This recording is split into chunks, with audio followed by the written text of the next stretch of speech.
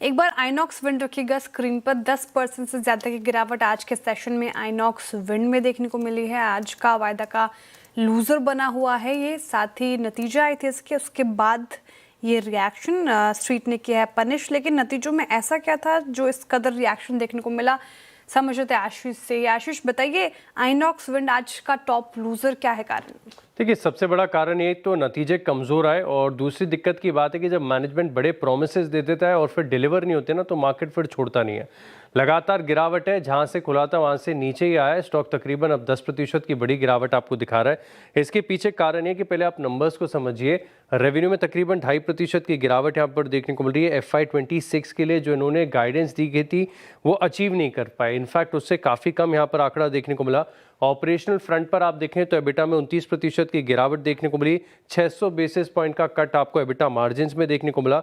मुनाफे में भी देखें तो 45% की गिरावट यहाँ पर रही है। अब खास बात है कि जो ऑर्डर इनफ्लो है ना, वो बहुत ही कमज़ोर रहा है इस क्वार्टर के दौरान।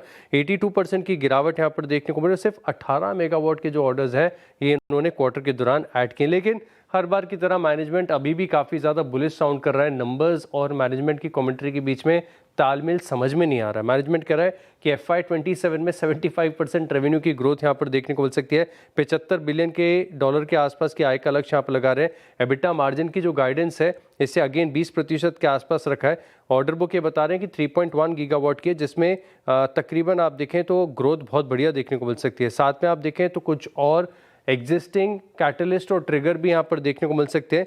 जैसे मिसाल के तौर पर ये बता रहे हैं कि इनका जो इंफ्रास्ट्रक्चर बिजनेस है इसका आगे जाके डीमर्जर देखने को मिल सकता है। हालांकि स्टॉक अपने हाई से बहुत ज़्यादा टूटा हुआ है, बहुत ज़्यादा गिरावट ऑलरेडी आ चुकी है, और इस करेक्शन के बाद अब वैल्यूएशन थोड़े से सस्ते हैं। तो अब देखना होगा कि FY27 मैनेजमेंट कैसे डिलीवर करता है। लेकिन पीई के लिहाज से आप देखें तो 26 टाइम्स FY27 और 28 के हिसाब से देखें तो 18 टाइम्स है। ईवी एबिटा FY28 10 टाइम्स पर चल रहा है। वैल्यूएशन आकर्षक है, लेकिन मैनेजमेंट को डिलीवर करना पड़ेगा। ओके, देखिए डिलीवर नहीं करेंगे तो मार्केट ऐसे ही पनिश करेगा। और सच बताऊँ ना तो इनमें से कई ऐसे स्टॉक्स हैं जिनमें प्रॉमिस इतना है, डिलीवरी बिल्कुल नहीं है। और आइनॉक्स विंड में भी आज यही हुआ है। और बिल्कुल क्या पिटाई हुई, देखिए 9.5% के करीब स्टॉक नीचे। एक बार थोड़ा 6 महीने का चार्ट रखेंगे इसका, ज़रा आइनॉक्स विंड का देख लेते हैं कि क्या किया है इन महाशय ने 6 महीने में, और फिर आगे बढ़ेंगे। ये देखिए इस तरीके से है ना। तो और ये सब पता है क्या, ये सब वो पिछले बुल मार्केट के हीरो हैं जिन्हें लोग पकड़ के बैठे हुए हैं।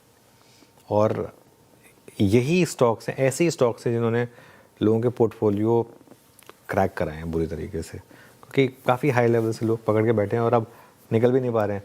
जब लगता है कि मैं निकल जाऊंगा, उल्टा और गिरावट आ जाती है। और ये स्टॉक मार्केट का रूल है, जिन स्टॉक्स में आप लॉस बुक नहीं करेंगे ना, मार्केट उनमें आपको और लॉस कराएगा, और जिनमें आप जल्दी प्रॉफिट बुक कर लेंगे वो और जल्दी और ज़्यादा भागेंगे।